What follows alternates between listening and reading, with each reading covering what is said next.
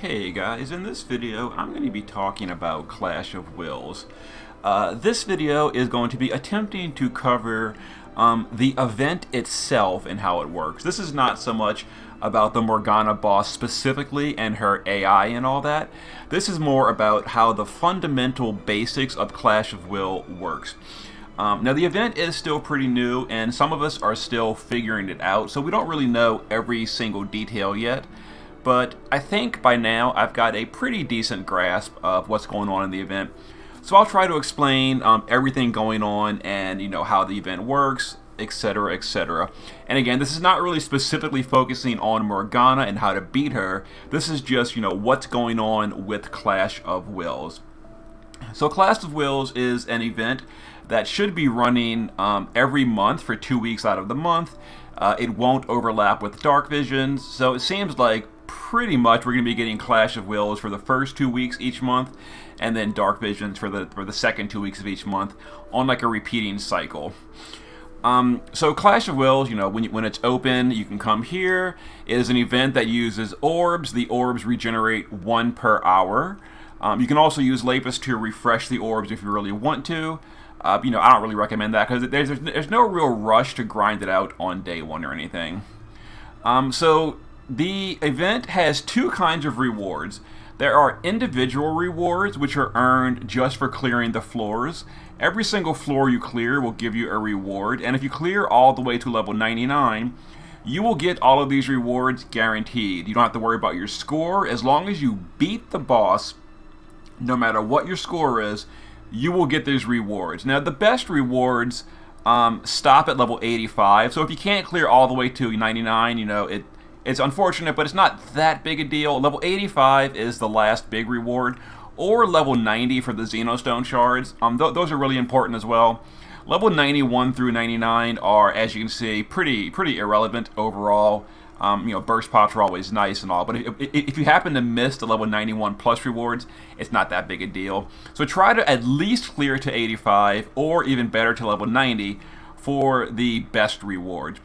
And there's also ranking. Ranking is similar to Dark Visions, where this is your rank versus other players. So the completion rewards everyone gets if you can clear that high. Ranking is based on how well you do on scoring. And I'm going to talk about scoring a little bit later in the video, but for ranking, obviously you want to try to get as high as you can, but if you're not like a serious player, don't sweat if you don't get like the top 100 or whatever.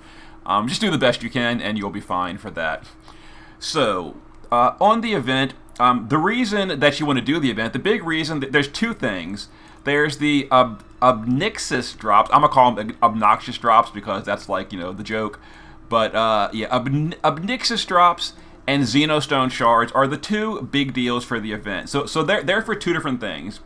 The drops are spent from the special shop, and we'll go in here and we'll look at this real quick.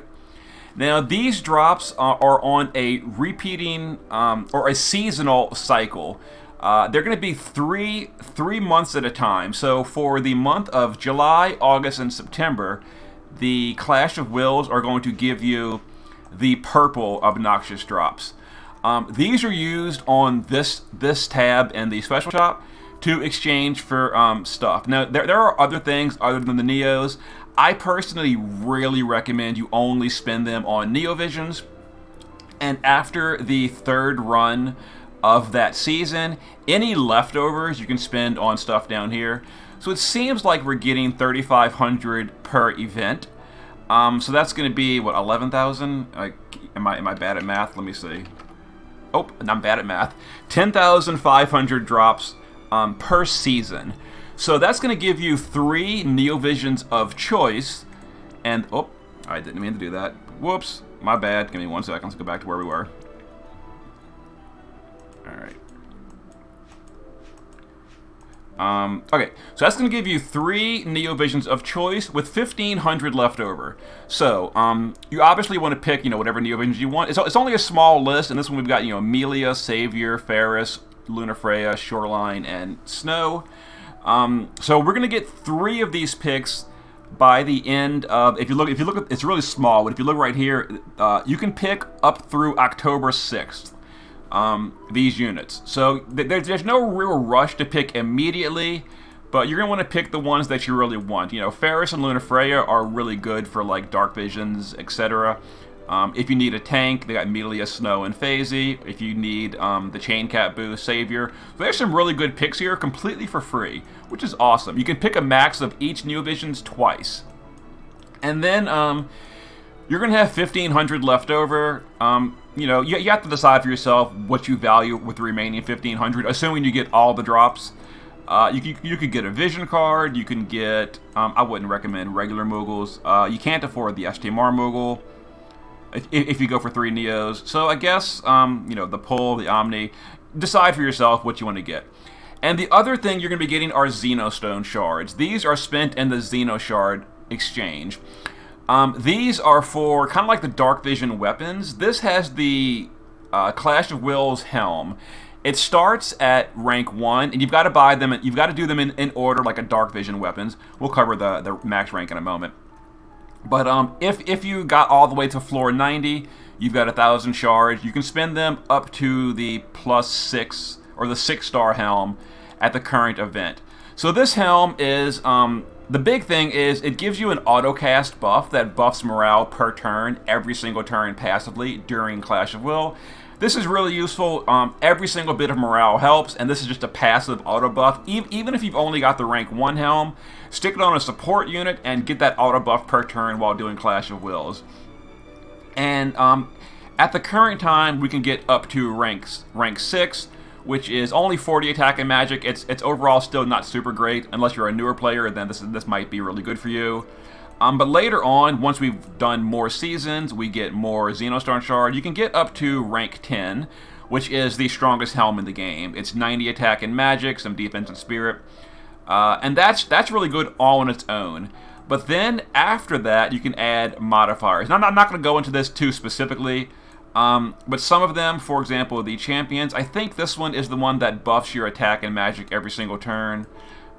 This is the one I'm probably going to use, the Magisters. This is the one that gives the passive to increase the chain cap, kind of like Savior's STMR. And then there's other stuff. One of them gives flat magic and attack, etc. But that's the reason you're doing it for the Xenostone Shards. Now, these come from the milestone rewards and also from ranking. So while the obnoxious drops are strictly through milestones, your rank does not influence these whatsoever. You will get more Xenostone Shards per month if you rank well. And like Dark Visions, the Xenostone Shards are going to be mailed to you in the mail 2 weeks after the event ends, so Gumi has time to go through and, you know, ban the cheaters and clean up the rankings. So 2 months after the event ends, you'll get additional Xenostone Shards depending on how you ranked. So if you rank higher, you'll finish these crowns quicker. If you rank a little bit lower, it might take you an extra month or two, just like Dark Visions. Alright, let's go back to the event itself and explain a little bit more about the event. Alright, so there's your ranking. I explained that. And these help buttons, by the way, are kind of useful. They give you more details. You want to click them and go through. You can read all that. But let's go into the event. So let's not cover modifiers just yet. We're going to come back to that because so modifiers are only for boosting your score. You only want to play with modifiers once you have reached your highest floor, and then you're going for a high score. These will boost your score, and we'll cover that in a moment. So when you first start the event, you can only start. You start at floor 1. And okay, the slider's the worst. It is like it's harder to do the slider than it is to actually do the event. Okay, so you start on floor 1 when you first start the event, and then depending on how well you clear floor 1, it'll unlock up to 10 additional floors per clear, and you go through it and you unlock, and after you clear as high as you can get as high as floor 99. So each time you go through and you beat a boss, you change your floor level, and you keep going up until you've got the highest floor you can get.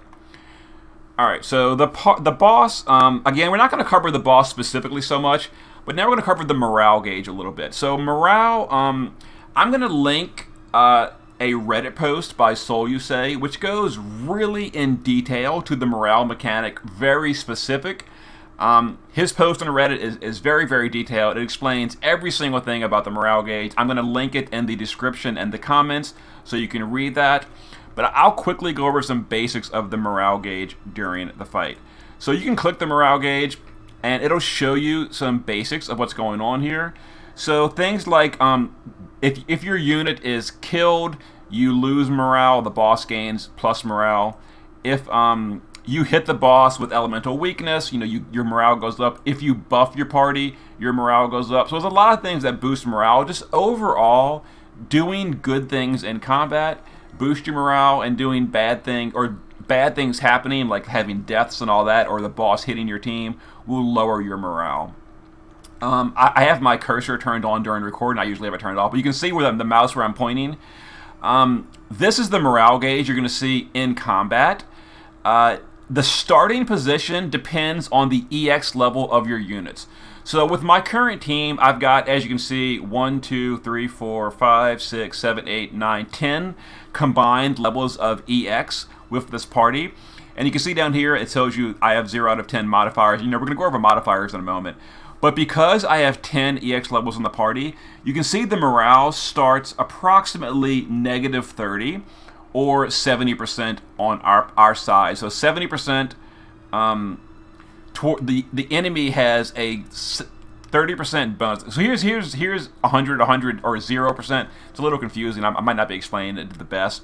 But because of my EX levels, the boss is starting 30% positive morale for them. So we're starting at only 70 or a 30% penalty. Now, if, for example, I was to swap out like one of the free EX3 units, so now our morale is 12 EX levels, because I swapped out the EX1 with an EX3. So now we have 12 levels of morale, and you notice how the starting morale is now lower. Now the morale starts at only -10%, or 90 and 110. So the higher your EX levels of your party, combined EX levels, the better the morale gauge will start on turn 1. Now this isn't like the biggest deal, because you can change the morale in battle. But if you're going for like the best possible score, and you want to do a quick speed clear, then starting the morale bonus more on your side is a good thing. So the higher your EX levels, the better the morale will be. And let me load up my proper team though, so we can show what's going on here.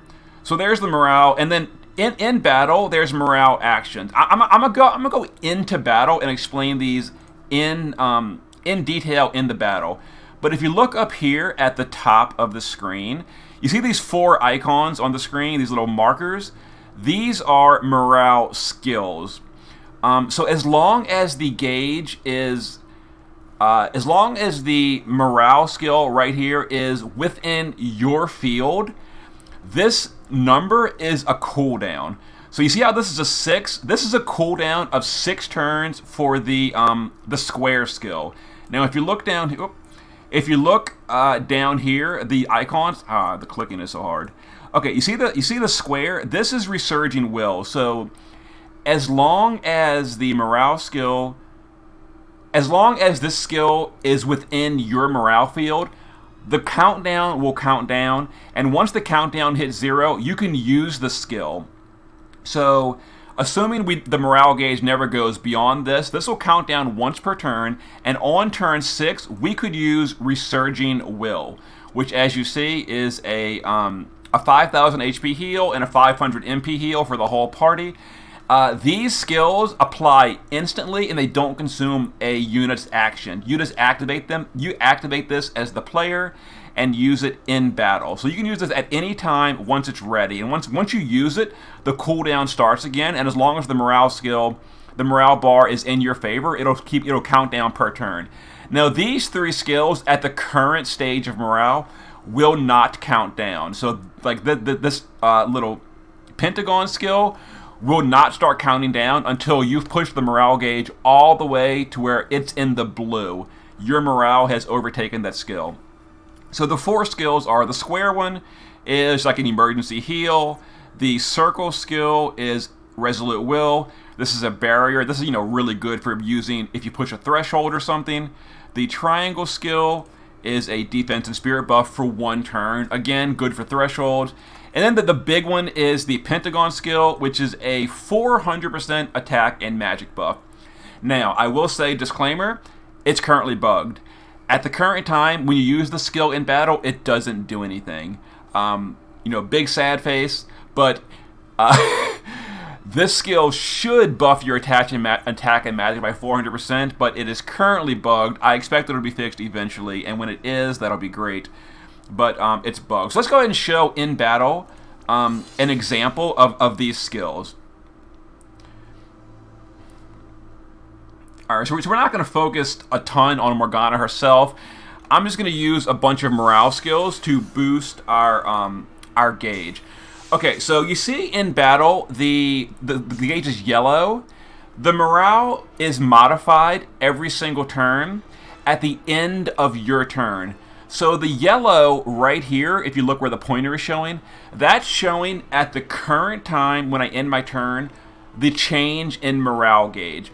So assuming I did absolutely nothing else, the morale gauge would go something like 10% towards the enemy's favor, because during the ambush she put up Omniscience, and that pushes the morale gauge in her favor. So we're going to use some positive skills on our side to push the morale gauge back in the other direction. So we're going to use like Beloved Heroine, and if you watch here, boom, that was a morale skill. That 750 you saw from Elena. We also did a buff on the party. So like I mentioned earlier, influences to morale. So buffs give small amounts, and this is per unit. So right here, this boost attack magic, because Elena did a buff for the party, it was plus 2% per stat per party member. So that was, I think we did all 4 buffs, 6 units. Again, I'm terrible at math. Let's see, 0.2 times 6 times 4 stats. So that was a 4.8% morale gain by buffing the whole party's stats. And then she did her Beloved Heroine, which is a direct morale modifier. So it went from the prediction, from losing 10%, it pushed the morale gauge all the way to we're going to gain 5% at the end of the turn because of Elena. But our turn's not done yet. We can do more. So we're going to use Noctis right here to Calamity Border, again, to boost morale. Now, we already boosted Defense and Spirit with Elena. Using the same action per turn will not boost morale a second time. So because we already did a stat buff for the party, the Defense and Spirit buff of Calamity Border will not boost our stats. And actually, let me check one thing. Hold on. I think that skill actually is not a stat buff. I was mistaken. The skill that Elena did was a resist all buff. That's why the morale got pushed so far. Okay, so we actually did a resist all buff. And where is resistances? Somewhere in here. Where's the resist buff? Here it is. Boost elemental resistances once per stat effect. So we did. Okay, let's do the math again. So it's 0.1% per resist times 8 resist times 6 party members. Okay, it was exactly 4.8% again. So the resist all buff from Elena gave us 4.8% plus her direct. If we hadn't done that, so actually we can use this to do so we didn't do a defense and spirit buff yet on the party. So Calamity Border will again do a defense. You saw the morale gauge move up a little bit. That's again because we did defense and spirit. Now, the resistance portion of Calamity Border did not boost it a second time, because again, it's 1 boost per turn per qualifying action. Now, we're going to use Ling to again boost morale even further. So we're going to use Triple Dance. Now, we didn't boost the party's attack or magic yet. So if we do an attack or magic buff, that's going to be even more morale boost. So we'll use Combination Step to get the other stat bonuses. And Ling has skills that directly influence the morale. The morale gauge is 10,000 large. So a 650, let's do some quick math. So a 650 divided by, am I doing this math right? 10,000 is... Okay, so each cast of Blithe Step is approximately a 6.5% morale boost, assuming I'm doing the math correctly. So that's going to boost morale. So other ways we can boost morale are by dealing damage to the boss and all that. I don't know if killers actually count, but we'll do this. And here you'll see the morale gauge goes up again. So you see how here we've now pushed the morale to the number 4, the circle skill. So when I end my turn, the square skill and the circle skill will start counting down. And you see how these cooldowns? So, you know, this will start counting down the Resolute Will that we can click once it's available if we want to. But the triangle and the pentagon will not start counting down. Also, if you see here, because the morale is currently in the enemy's favor, the enemy is getting an all stat buff. Once the morale goes into our favor, past the 0%, our team will start getting a stat buff as well. So we're gonna go ahead and just cover with Beatrix, just so we don't die here. I wrong skill. Give me one moment. Let's go ahead and cover now. Beatrix, you know, Shelga. This actually would not boost our morale because we already did a spirit buff with Calamity Border. So this would not boost our morale any further because we already did a spirit buff. So we're just going to use her to mitigate instead. As you see right up here, the morale is not changing because we already did all these buffs. Terra, again, a resist buff. It's not going to do anything because we already did a resist buff this turn. If we hadn't, that would boost morale. And then Louise. Louise auto-cast a morale skill per turn. And my Louise is wearing the Helm of Will, which casts morale per turn. This was already done at the start of the turn, but that was, again, part of the reason our morale went up. So we'll just use Louise to cast a bunch of buffs and all. I don't think any of these are going to influence the morale, because we already did all that. Let's watch the morale gauge up here. Yeah, those were all redundant. We had done all those buffs. So our turn ended, the morale changed. There's the morale. So we moved it all the way up here. And you see these skills? The square and the circle counted down their cooldowns. So in 3 turns, we can use the circle. In 5 turns, we can use the square. Alright, so again, you see right here? You see this right here? This auto-casting? This is Louise auto-casting the morale skills. So, what's her name? So, Morgana, the morale was going to move in Morgana's favor because Morgana did attacks and that boosted her morale. But the auto-casting from Louise counteracted Morgana's boost, and we're actually back at 0%. So we're going to, again, try to push the morale a little bit with Elena. So Elena's going to use some morale fill skills right here. And these are direct morale skills, and those are a really big boost. Yeah, the highest way to influence the morale gauge is skills that directly influence the morale. So Elena and Ling are currently the only 2 units in the game that have skills that directly influence. Louise has the auto-casting, which also directly boosts the morale gauge. But I'm sure later on more units will have that.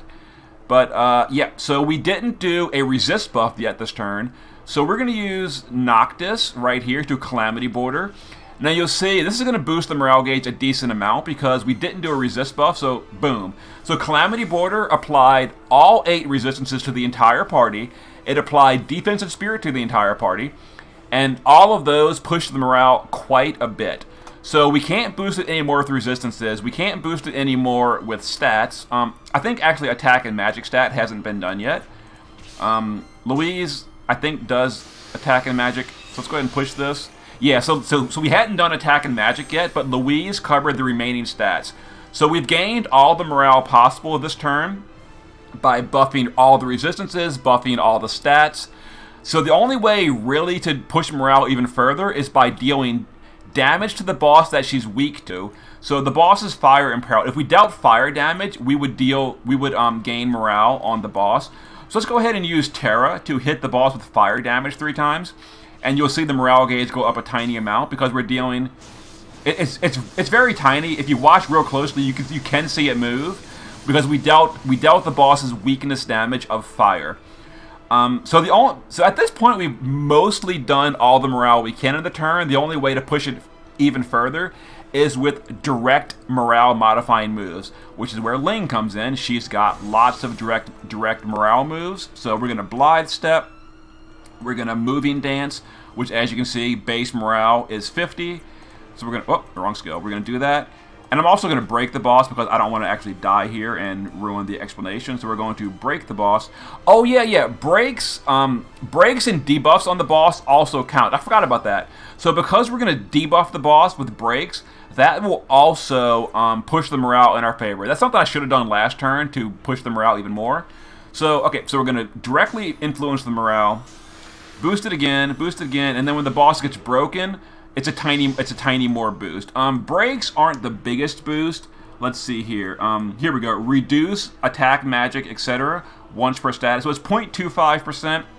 So if you full break the enemy, it's only a 1% morale gain. But I mean, every little bit counts. So then Beatrix, not really much to do here. She'll just repeat. Okay, so as you see, we did a whole lot of morale that turn. So we pushed it all the way over here. There we go. Perfect. So we're going to keep going until I can push the morale all the way to the point where I can use some of these morale skills, and we'll show them.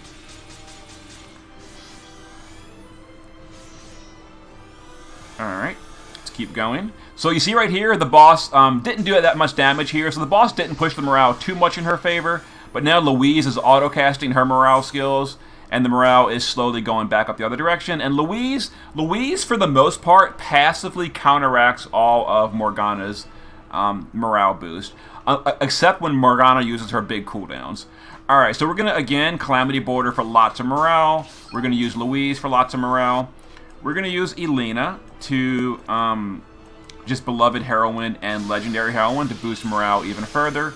Lots of morale gain. We'll use Terror to hit the boss with Fire, which is going to push the morale even more in our favor. And then we're going to shift Ling, and we're going to do, again, just lots of direct morale fills. So we're going to, do we need to break the boss? Okay, the boss cured her debuff, so we're going to break the boss as well. So we're going to Blithe Step, we're going to Moving Dance, and we're going to just break the boss. That's not a break. Blithe, Moving Dance, and then Enthrall to break the boss. And there we go. So I think, there we go. So we got the triangle skill. Will now start counting down. There we go. So in one turn we can use triangle and we can use circle next turn. So we're gonna keep counting down, and the boss is doing her thing. And again, I'm not really focusing on what Morgana's doing so much. One thing I will point out, people keep asking, how does Morgana stop curing her breaks? She cures her breaks 3 times in the beginning of the fight. So turn 1, 2, 3, she cures herself. Then she stops curing herself after 3 turns, I believe. Then she'll only cure herself every like 4th turn or 3rd turn. I don't know exactly. But yeah, once you've broken her a bunch of times, she finally stops curing herself. But anyway, so we're going to just, again, for the most part, just fill morale with everyone once Louise finishes. Come on, Louise. Alright, do that. Elena, I think I've used all her Magnuses I have. So we're going to do this, and then this. We're going to use Calamity Border to get lots of morale from resistances. We're going to use Ling to... okay, so because the morale... Ling has morale skills. Because the morale is above 150 on our side, that has unlocked Ling's Dance of Ferocity, which is, as you can see, 200% morale. That is a really powerful morale boost. So we're going to Blithe Step and then double Dance of Ferocity. That's going to be a tremendous morale gain. So watch up here. Lots of morale by casting this, all this. There we go. That pushed the morale a whole bunch on our side. We're going to go ahead and deal some fire damage to the boss to do even more morale. So we've now pushed all the way to the Pentagon skill.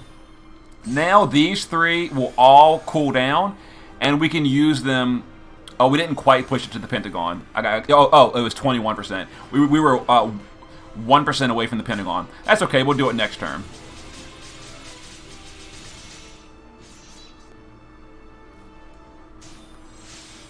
All right. Okay. So now these skills are off off cooldown. So we can use things like, I'm gonna go ahead and use one right this turn. So we're gonna use the triangle skill. No, we're gonna use the resolute will. So this is gonna be a 5,000 point barrier, and you see how let's wait for Louise to finish. Okay, so on our turn we click the morale gauge, and we can use these skills just at will. So we're going to use Resolute Will. We're going to click it, and boom. You saw the whole party has a 5,000 point barrier. That'll help us survive like a threshold if we were going to push one or something. We're not going to this turn, but if we were, we'll use Elena to just fill morale gauge a little bit. Louise will fill morale gauge. We'll use Ling to fill morale gauge the rest of the way with Dance of Ferocity and a Blithe Step.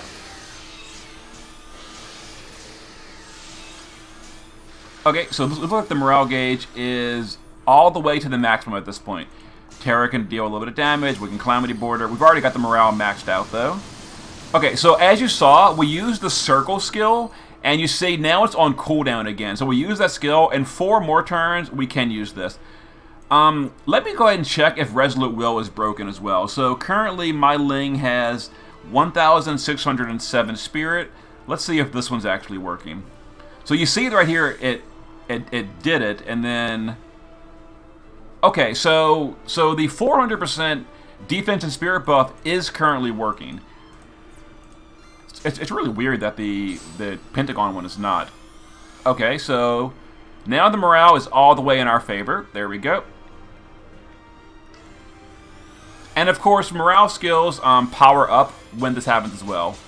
Okay, so you saw Morgana used one of her morale skills, and it pushed it in our favor. All right, watch right here. Okay, there we go.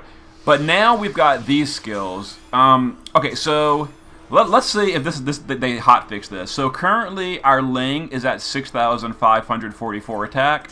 We're gonna use Resounding Will. So I forgot already. It was what again? 6,000. 6544. Let's see if they hotfix this. So we're gonna use the attack and magic buff. Oh, they fixed it. The patch last night fixed it. Outstanding. Okay, so the 400% attack and magic buff is now working. That's a very big deal. So you can use that on the kill turn to get a really big damage bonus. So I'm so glad they hotfixed that. Very nice. Okay. So yeah, so that you can use that for damage. Now, let me explain morale skills. So, based on the morale gauge, certain units, like Elena, have morale skills. So, something like Blade of Salvation, it deals damage based on the current gauge of morale. So you can see, let's actually look at Morgana, Louise's. Hers are a little bit easier to read because she's not hybrid. Alright, so, like this one, for example. This is her Disarming Ionic Blaster. So this deals normal damage partially, and then it does morale damage. So here's the formula. If you look right here, it does a 30x modifier plus 27 point x per morale above 5%. And then the capping skill does between 30 to 580 morale damage. So because our morale is at 200%, that's 100% above 100. So that would be each 5%. That's a 20 times boost. So 27.5 times 20 is 550 plus the base 30 is where you get the 580 modifier. So this skill at max damage does 580 per cast. Like her Magnus does 440, capping damage, etc. So that's where all this morale skill, all these skills come from. They scale incredibly hard by having high morale. So that was that. Let me see, what else is there to cover? I think I've mostly... Oh yeah, okay, so scoring. Okay, so anyway, so that is how morale works, and that is how the morale system works. Hopefully I've explained that well. Now let's go ahead and explain scoring. So just clearing up to level 99 will give you those rewards. And that is how you get the personal rewards. Now for rank rewards. Now, as far as your rank goes, you are scored based on a few things. Let's go to this. So we'll go to my personal best so far. And as people pointed out in the comments of my video earlier, I actually can get higher score, but yeah, I'll explain that in a minute. Okay, so there's a few ways you score, and your score is what determines your final rank. So the higher you score versus other players is where your rank is going to be at the end of the event. And as you see here, that's where you're going to get a lot of your Xenostone shards. So if you rank between 11 to 50, you're going to get 1250 Xenostone shards, plus all the other stuff that's not like super important.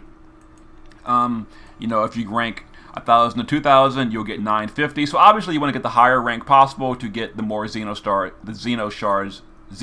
shards that you can. But the way you're scored is, first of all, there is a echelon and level bonus. So the higher the level of the enemy, the more this bonus will go up. So because I cleared level 99 on the highest tier, which is just level 99, I got just a flat bonus of 86409, modified by my bonuses, which we're going to get to in a minute. But the base score is based on your the level of boss you're fighting. And then you get the 4 criteria. There's also a criteria if you're just beating the boss at all, but you're always going to get that if you win. And then there's these 4 categories, kind of very similar to Dark Visions. The max chain score, at some point during the fight, it does not have to be on the kill turn, but at some point during the fight, you need to chain of at least 100 or bigger to get a perfect score in the chain category. The turn clear is for killing it on turn 10 or quicker. As long as you kill the boss by turn 10, you'll get a perfect score on number of turns, and you're going to lose 1,000 points per turn after 10. So if you take 18 turns, you're only going to get 2,000 points here. If you take 47 turns, you're going to get a 0 in this category. If you win on turn 10 or sooner, you will get a perfect score for clear. Number of effective attacks is just weakness damage from Dark Visions. As long as you deal damage at least 6 times to the enemy of an element she is weak to, you'll get a perfect score here. So these 3 are pretty easy to get a perfect score. Max damage in 1 turn is basically the Dark Visions thing. It's currently capped at 30,000, which is the old, or the current, 2.14 billion damage in a single turn. So as long as you burst for 2.14 billion or higher, you'll get a perfect score in max damage, which is the highest you can go at the current time. And if you get more than that, that's fine. Less than that, you'll just get less points. And then there's the modifiers. Now all of this score will be modified by your challenge. Let's go ahead and go to the challenge modifiers. This is where you choose additional challenges. Now, each challenge costs a certain amount of EX points to spend. So this one, for example, costs 1 EX point. Your EX points are based on the current level of combined EX levels in your party. 7-star units will obviously not add any bonus at all. EX0 won't add any bonus. So each of these green filled in stars gives you an additional EX point to spend on modifiers. So my current team, as you can see, has a combined EX level of 10. So I can add 10 levels of modifiers to my score. Now on my current best clear, I chose these modifiers, which is, it costs 1 point, 2 point, 2 point, and this gave me a total score bonus of 155%. And it's pretty self-explanatory what they do. Boost enemies' HP by 75%, boost the enemy's attack and magic, etc. And you see in the green right here, this shows how much of a bonus you can add.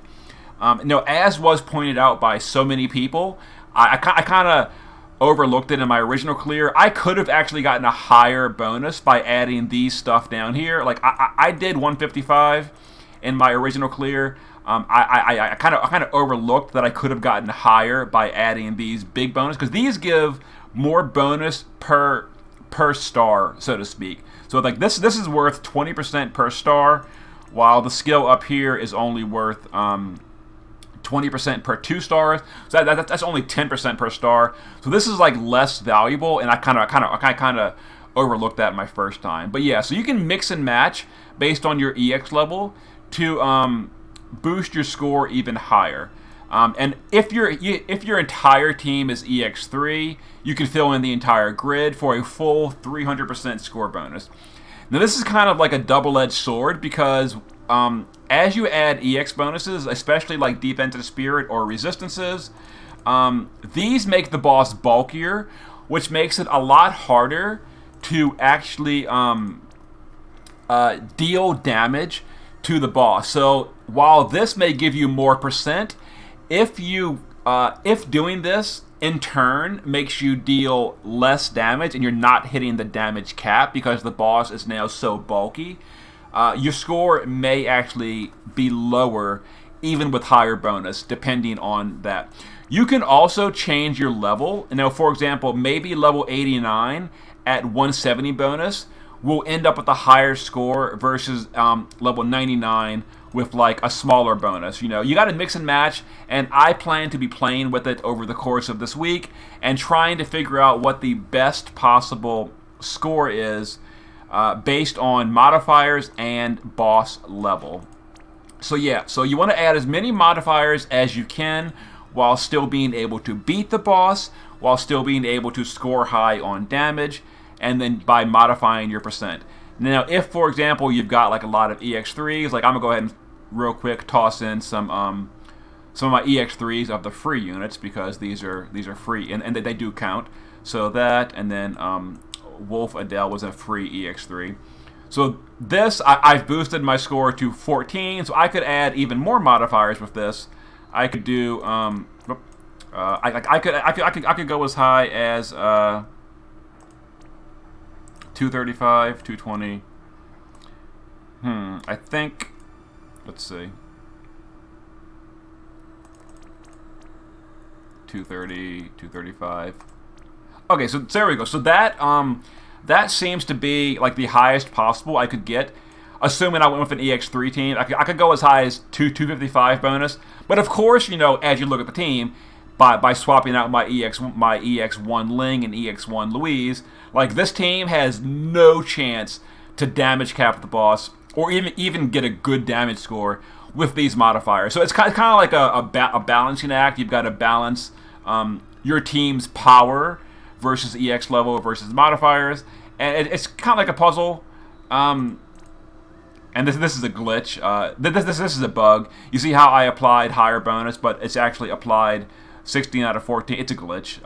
It doesn't properly update when you change screens. But anyway, yeah. So highest bonus you can get within your EX level while also hitting the boss very hard will give you a score rank, and based on your score from that, it will use that to determine your skill or your rank versus other players. Like I'm currently ranked 54 based on my original clean, which I at this point I now know I can actually score higher.